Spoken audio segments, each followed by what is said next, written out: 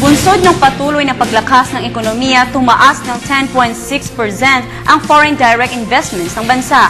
Ayon sa Bangko Sentral ng Pilipinas, mula sa $829 million noong nakaraang taon, umangat sa $917 million ang investments. Malaki umano ang naiaambag ng mga bansang Netherlands, America, Germany, Japan at Singapore sa pagtaas ng foreign direct investments, partikular na ang manufacturing, real estate, mining at quarrying sectors. Ang pagtaas ng FDI ay patunay lamang umano na mas maraming foreign investors ang nagtitiwalang mamuhunan dito sa Pilipinas.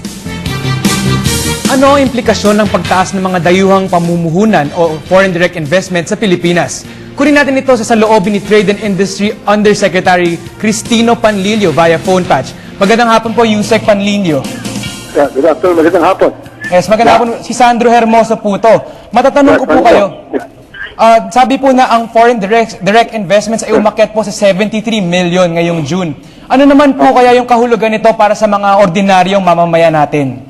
So, tayo sa mga ating kasama sa bansa, ito ay napakagandang balita, napakagandang development sa ating effort, sa ating mga isinasagawa para maimbita na mas marami pa ang dating at baksak ng foreign investments dito sa Pilipinas. Alam nyo, ang foreign investments, kailangan yan para kapital sa negosyo.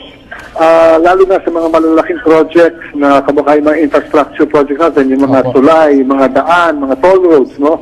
Yung ating mga LRT. Ito, ang implication nito sa common tao is mas marami pa tayong investments, no? It would be good para mas madami pa itong mga infrastructure nito, no? Opo. So, at the end of the day, ang kasaganaan at ang konbinyente ng mga Pilipino ang kapalit nitong foreign investment. Yusek, de bale po, sa pagkakaalam ko po, mas dumami po yung mga foreign investments na pumasok sa bansa kaysa sa mga lumabas ngayon. Ano pa po yung mga bagay na makakadagdag sa mga foreign direct investments o makakapagpataas pa lalo nitong FDI na nakukuha natin ngayon? Very important, nag-improve din yung ating rating sa sinasabi nilang World Competitiveness Index. Itong World Competitive Index, ito ay parang survey ng isang mga bansa sa buong mundo. Pinapakita dyan how competitive we are. That means, kumusta ang ating, let's say, ang ating good governance, no? Kumusta ang ating corruption control? Kumusta ang ating red tape? Nababawasan ba natin ito? Kumusta yung ating mga batas na nakakatulong sa mga investments?